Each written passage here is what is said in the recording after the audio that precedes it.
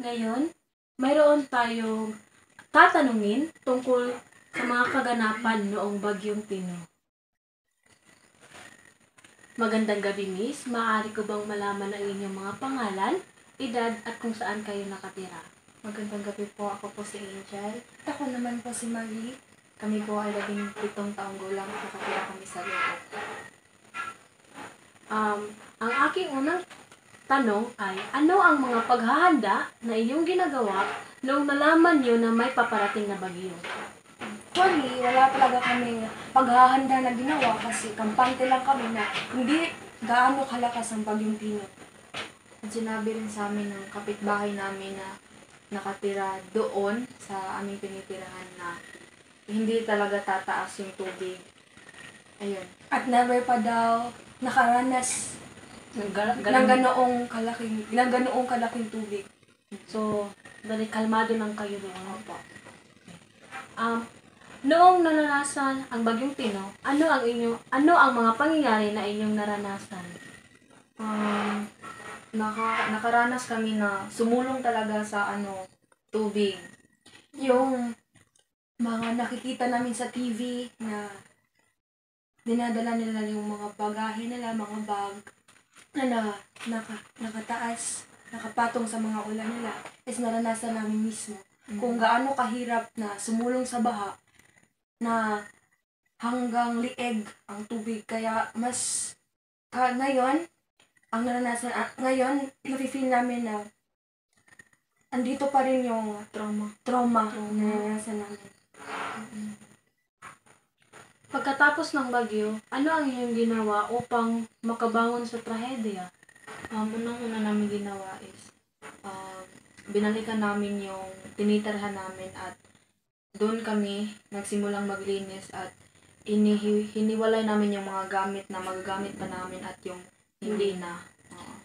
Hindi talaga kami, nung bumalik kami, hindi talaga kami nawala ng pag-asa na magpatuloy at kung ano yung mga hanap buhay, mga gawain na naiwan namin sa lugar na yun. So, mayroon bang tulong na naibigay sa inyo ang gobyerno para sa inyong pagsisimula?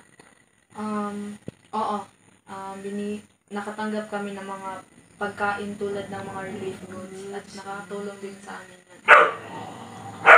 So, ano naman ang inyong mga mensahe sa mga taong nawalan ng mahal sa buhay at nawalan din ng kanilang mga tinitirahan?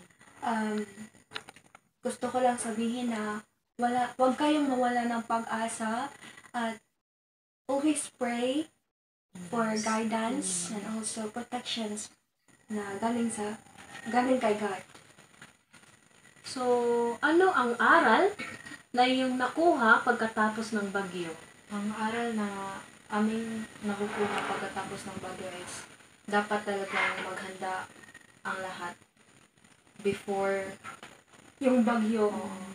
Dapat hindi maging kampante kasi hindi natin alam kung malakas ba O mahina. Maraming salamat dahil pumayag kayo na aking interviewin.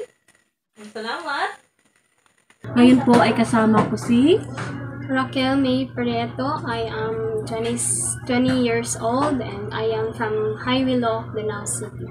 So, Miss, ano ang paghahanda na inyong ginagawa noong nalaman mo na may paparating na bagyo? Nung nalaman namin na may paparating na bagyo, agad-agad kaming nagtupi ng aming mga damit at nagbili ng iba't ibang mga pagkain. Noong naranasan ang Bagyong Tino, ano ang pangyayari na inyong naranasan? Hindi namin inaasahan ang ganong kalaki or usog na bagyo.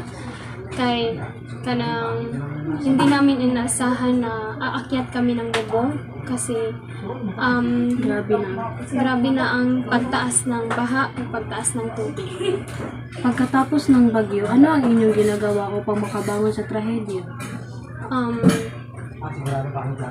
Pagkabuntag, agad-agad kami naglinis ng aming bahay at nagsalba ng mga gamit na pwede pang isalba.